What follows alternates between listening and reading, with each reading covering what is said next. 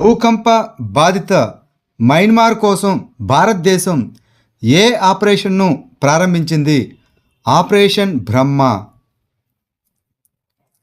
మార్చి 28న మయన్మార్లో భూకంపం సంభవించింది. భారతదేశం ఆపరేషన్ బ్రహ్మను భూకంప బాధిత మయన్మార్ కోసం ప్రారంభించింది. ఇది ప్రభావిత ప్రాంతాలకు విపత్తు ఉపశమనం, శోధన మరియు రక్షణ కార్యకలాపాలు మరియు వైద్య సహాయం అందించడం లక్ష్యంగా అత్యవసర సహాయ మిషన్. 2025 ఏబుల్ ప్రైజ్ను ఎవరు గెలుచుకున్నారు? మసాకి కాసివారా. గణితంలో అత్యంత ప్రతిష్టాత్మకమైన బహుమతిని పొందినటువంటి మొదటి జపనీస్ వ్యక్తి మసాకి కాసివారా. గణిత శాస్త్రజ్ఞుడు అయిన మసాకి కాసివారా 2025 ఏబుల్ ప్రైజ్ గెలుచుకున్నారని Norwegian academy of science and letters ప్రకటించింది. కాసివారా గణిత శాస్త్రంలోని సుదూర వంతెనలను నిర్మించడంలో ప్రసిద్ధి చెందినవాడు. భారతదేశం మరియు ఏ దేశం 14వ ఎడిషన్ సముద్ర ద్వైపాక్షిక వ్యాయామం అయిన ఇంద్ర 2025ను నిర్వహిస్తున్నాయి? రష్యా.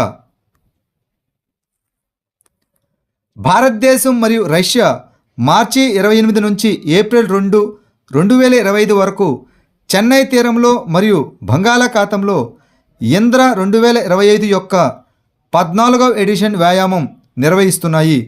2003లో స్థాపించబడిన ఈ ద్వైపాక్షిక నౌకాదళ వ్యాయామం నావిక పరస్పర చర్య మరియు సముద్ర సహకారాన్ని పెంపొందించడం లక్ష్యంగా పెట్టుకుంది. ఆస్ట్రేలియా భారత సంబంధాల సలహా బోర్డుకు ఎవరు నియమితులయ్యారు? స్టీవా. ఆస్ట్రేలియా ప్రభుత్వం స్టీవాను ఆస్ట్రేలియా భారత సంబంధాల సలహా బోర్డుకు నియమించింది. ఆస్ట్రేలియాలో మాజీ క్రికెటర్ స్టీవాను ఆస్ట్రేలియా ప్రభుత్వం సెంటర్ ఫర్ ఆస్ట్రేలియా భారత సంబంధాల సలహా బోర్డుకు నియమించింది.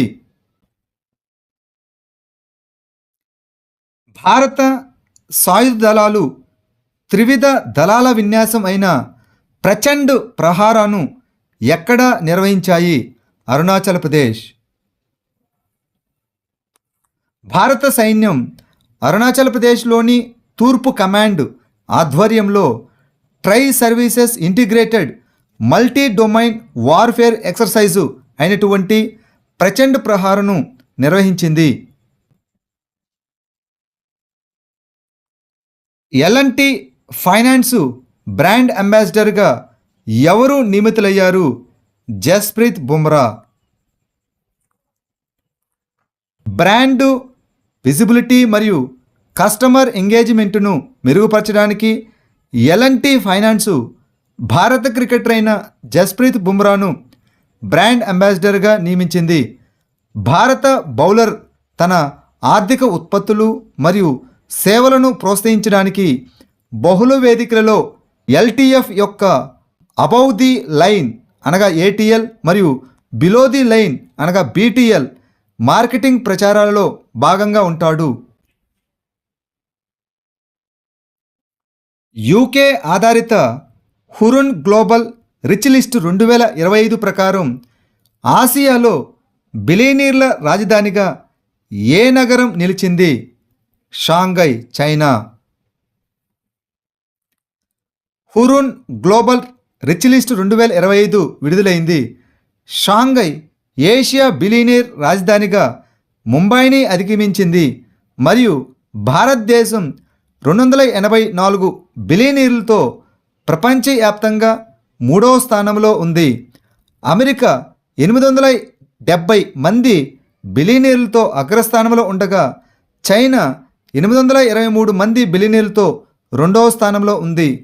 ముంబైలో 90 మంది బిలియనీర్లు ఉండగా షాంఘైలో 92 మంది బిలియనీర్లు ఉన్నారు. 2025లో భారతదేశంలోని అత్యంత ధనవంతులు అయిన Reliance Industries chairman Mukesh Ambani ఏషియాలో అత్యంత ధనవంతుడు బిరుదును తిరిగి పొందారు. ఐక్యరాజ్యసమితి సర్వసభ్య సమావేశం ఏ రోజును అంతర్జాతీయ జీరో వేస్ట్ దినోత్సవంగా ప్రకటించింది? 30th మార్చి. స్థిరమైన ఉత్పత్తి మరియు వినియోగాన్ని పరిష్కరించడానికి 2022 డిసెంబర్ 14న యునైటెడ్ నేషన్ జనరల్ అసెంబ్లీ మార్చి 30ని అంతర్జాతీయ జీరో వేస్ట్ దినోత్సవంగా ప్రకటించింది. ఈ సంవత్సరం ఫ్యాషన్ మరియు టెక్స్టైల్స్ పరిశ్రమలో వ్యర్థాలను తగ్గించడంపై దృష్టి సారించింది.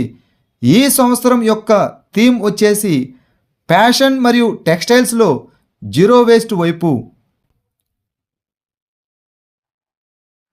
మత్స్య 6000 సబ్మెర్సిబుల్ను ఏ సంస్థ అభివృద్ధి చేసింది? National institute of ocean technology. నీటి అడుగున ఖనిజ అన్వేషణ కోసం 6 కిలోమీటర్ల లోతు వరకు డైవింగ్ చేయగల మత్స్య 6000 సబ్మెర్సిబుల్ యొక్క తడి వెట్ పరీక్షను భారతదేశం పూర్తి చేసింది. మొదటి లోతైన సముద్రంలో మానవ సహిత వాహన ప్రయోగం 2025 తర్వాత జరగనుంది. ఈ సామర్థ్యం ఉన్న దేశాలలో భారతదేశం ఒకటిగా నిలిచింది. మత్స్య 6000 అనేది భూశాస్త్రాల మంత్రిత్వ శాఖ ఆధ్వర్యంలోని లోతైన మహాసముద్ర మిషన్ 2018లో భాగం. దీనిని సముద్రయాన్ మిషన్ కింద national institute of ocean technology అభివృద్ధి చేసింది. నాగ్ యాంటీ ట్యాంకు క్షిపణి వ్యవస్థ నామిస్ను ఏ సంస్థ అభివృద్ధి చేసింది? రక్షణ పరిశోధన మరియు అభివృద్ధి సంస్థ DRDO. రక్షణ మంత్రిత్వ శాఖ నాగు యాంటీ ట్యాంక్ క్షిపణి వ్యవస్థ మరియు తేలికపాటి వాహనాల కోసం 2500 కోట్ల ఒప్పందాలపై సంతకం చేసింది. ఈ నామిసు నాగ్ యాంటీ ట్యాంక్ క్షిపణి వ్యవస్థను defence research and development organisation DRDOలో భాగమైన defence research and development laboratory DRDL అభివృద్ధి చేసింది మరియు భారత్ డైనమిక్ లిమిటెడ్ BDL ఉత్పత్తి చేసింది. 3వ తరం అయినటువంటి ఫైర్ అండ్ ఫర్గెట్ క్షిపణి. ఇది భారీగా సాయుధ ట్యాంకులను నాశనం చేయగలదు. 2024లో భారతదేశ సామాజిక భద్రత కవరేజ్ ఎంత? 48.8%. అంతర్జాతీయ కార్మిక సంస్థ ప్రపంచ సామాజిక రక్షణ నివేదిక 2024-26లో హైలైట్ చేసినట్లుగా సామాజిక భద్రత కవరేజీని విస్తరించడంలో భారతదేశం గణనీయమైన పురోగతిని సాధించింది. భారతదేశ సామాజిక రక్షణ కవరేజీ 2021లో 24.4% నుండి 2024లో 48.8%కి రెట్టింపైందని ఈ నివేదిక వెల్లడించింది.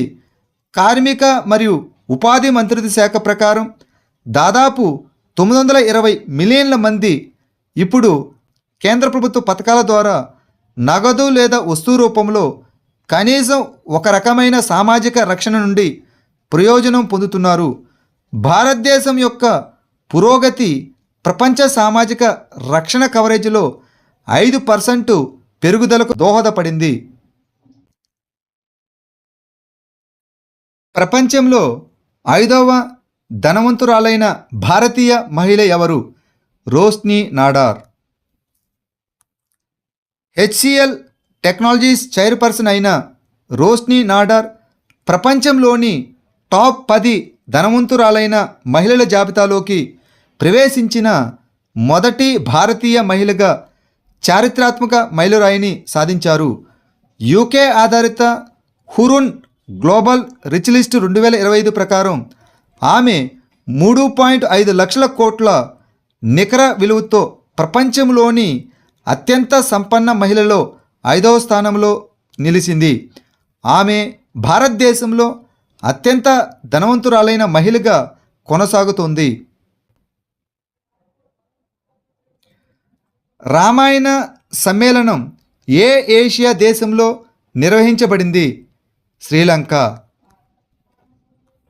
అంతర్జాతీయ రామాయణం మరియు వేద పరిశోధన సంస్థ కొలంబోలో రామాయణ సదస్సును నిర్వహించింది. భారతదేశం మరియు శ్రీలంక నుండి పండితులు మరియు మత పెద్దలు శ్రీరాముని వ్యక్తిత్వం యొక్క ప్రపంచ ప్రభావం మరియు శ్రీలంకలోని రామాయణ సంబంధిత ప్రదేశాల చారిత్రాత్మక ప్రాముఖ్యత గురించి చర్చించారు. ఈ కార్యక్రమం ఇతిహాసం యొక్క సాంస్కృతిక మరియు ఆధ్యాత్మిక ప్రభావాన్ని, ముఖ్యంగా రావణుడి రాజ్యానికి సంబంధించి హైలైట్ చేసింది. ఏ ఐఐటిలో సిడిఎస్ అనగా chief of defence staff general Anil Chauhan Techkriti 2025ను ప్రారంభించారు? ఐఐటి కాన్పూర్. ఐఐటి కాన్పూర్లో టెక్రీతి 2025ను సిడిఎస్ అయిన జనరల్ అనిల్ చౌహాన్ ప్రారంభించారు. ఆసియాలోనే అతిపెద్ద ఇంటర్ కాలేజియేట్ టెక్ ఫెస్ట్గా గుర్తింపు పొందిన ఐఐటి కాన్పూర్ యొక్క ప్రధాన సాంకేతిక మరియు వ్యవస్థాపక ఉత్సవం అయిన టెక్రీతి 2025ను chief of defence staff general Anil Chauhan ప్రారంభించారు.